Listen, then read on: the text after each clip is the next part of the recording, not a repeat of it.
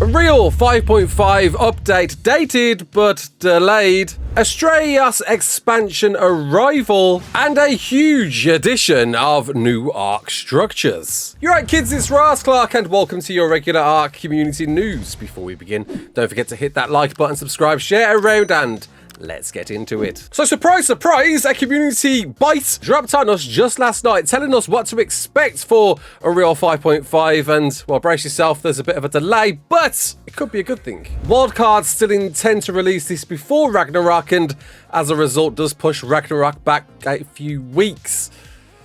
Ugh. But the devs kick off explaining that they needed a bit of extra time to finalise this 5.5 update, and come on, we wasn't really surprised about that, was we? With it now set to launch on June the 2nd, which is of course the original release date for Ragnarok Ascended, and it was a big concern of mine that dropping both on the same date wouldn't be a bright idea, and I guess Wildcard shared the same sympathies, so as a result they are pushing back Ragnarok, and I do think this is a definitely educated move, and whilst yes, delays are known and rife with Wildcard and ARK, and it's come to be expected by this point, at least we got this one well in advance. I think it's great that we got at least a lot of notice prior to this update, prior to Ragnarok releasing, that we can at least expect these new delayed dates and not be waiting a day before for a delay announcement, though there probably might be one or two, you never know, as we lead up to it again. But the devs promise this upgrade remains their top priority, with the patch rolling out immediate performance benefits, including enhanced rendering and faster load times. Two obvious drawbacks to anyone that attempts to play ARK on epic settings without a decent graphics card. And of course, there's this low res mode that's going to be rolling out with it, which I'm very much excited for the concept of balancing, creating a level playing field for PvP especially, and lower performing PCs and maybe Xbox Series S. And honestly, I'm pretty fine with this delay because there is a competitive IP dropping around that same date, a few days after June the 2nd, I think June the 6th. Dune Awakening, right? A lot of people in the survival genre are eagerly anticipating the launch of this. And with this delayed announcement, offers at least people who want to go and play that now that time to do so, and then maybe get it out their system by the time Ragnarok arrives. I think it's a clever, smart marketing move ploy by Wildcard, and for people who don't intend to and want to continue enjoying ARK, well, there's going to be plenty of content for you now, because as well as this update restructuring how the game is packaged so that non-island maps become optional download, significantly reducing the base installation size, which it desperately needs. This already takes up so much space. I can't even install the dev kit, which I really want to because of the size of ARK at the moment, and this would definitely enable me to do so. They're rolling out a bunch of content pieces with this, including an ARK anniversary surprise cake, because it is the 10-year anniversary of ARK when this arrives on this exact date, giving us a cake I'm guessing going to be similar to the one we got at the 5-year anniversary, where you can hide in the thing and then pop out and surprise mothers, it's me and a cake. I guess we're going to get something similar to that, but I hope we get some revised version of it, as well as the birthday suit, shirt and pants. So if you want to adorn absolutely nothing, I know Captain Fat Dog will be happy about that. You can now do that with this update too. A big one though, a surprise addition, is the Egg Incubator that of course got added with ARK Genesis Part 2 back in ASE, and we all thought we had to wait for that to arrive to get the Egg Incubator in Ascended. Well, no longer. Wildcard decided you get it now. You get it on June the 2nd too. And it makes sense, right? Because there is the gene extractor tool, there's the gene incubator. We needed to do that, right? If we can do that with embryos, with mammals, come on, needed to happen with eggs. Though, of course, we've got a few other egg incubator options such as the Gigantoraptor right now, but it's time to bring it in, and glad to see the new egg incubator, with a wonder if there's going to be any revised changes with this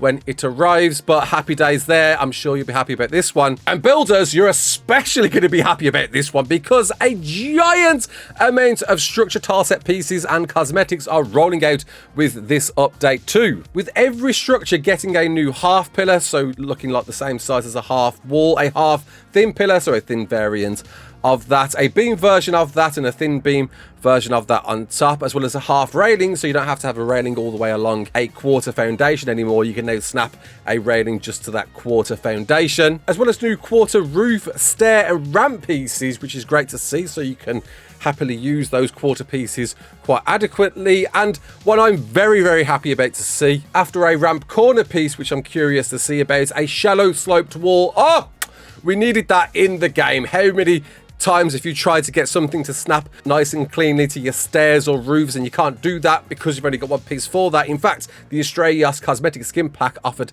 a solution to that, and it's great that Wildcard perhaps saw this and thought we need to do that too. We are now getting that. Really, really great to see that one. And I'm wondering, with that, are we going to get some new snap pieces as a result? I don't think so. Some new snap increments. What I'm trying to get here, can we make new fandangled experiments by having these new structure pieces? They do seem to be in line with what's already existing, so I don't think we're going to be able to break the game any further with these new pieces. But it's great to see everything being offered with a wood variant, stone variant, adobe, metal tech, as well as frontier, steampunk and wasteland skin variants of these two. But as Thatch getting a massive overhaul, surprisingly, having not only all of these updates too, but a bunch of the different structure pieces you've come to expect from higher tier pieces, from wood all the way to metal and tech.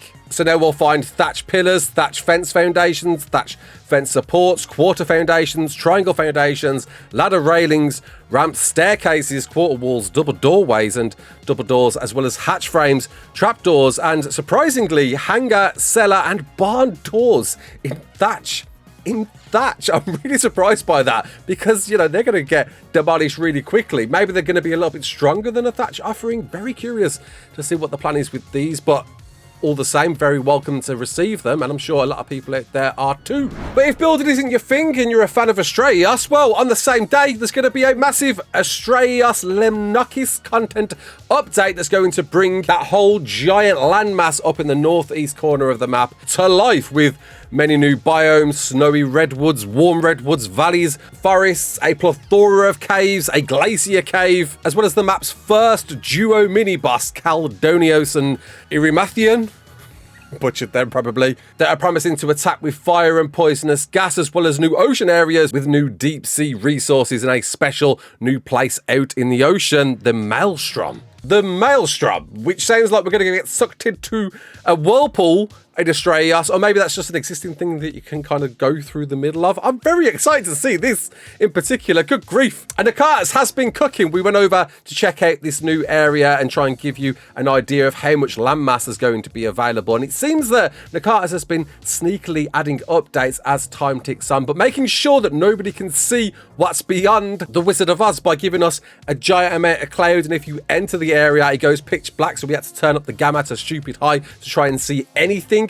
And there's definitely areas in there that we can see have been updated since we last looked at it, but I imagine all of this will look very different on day one. I'm very excited to see this massive update as an easily satisfying content resolution for the delay of Ragnarok. Because after explaining as well on this June the 2nd content Unreal 5.5 update day, we're going to get a Club ARK overhaul as well, in complementing a tropical vibe, as well as single player backup saves. Oh my god! Rejoice, console users, this has been perhaps one of the most requested features since ARK Ascended arrived. All platforms will be able to create, restore and auto-generate backup saves. I know you're going to be happy about this one. I know of the tales and stories of people losing their saves and how many people have needed this for so long. It's really good to see, and really interesting how it's going to manage. You're going to be able to just simply throw it that save anywhere. Is it going to be within the game itself?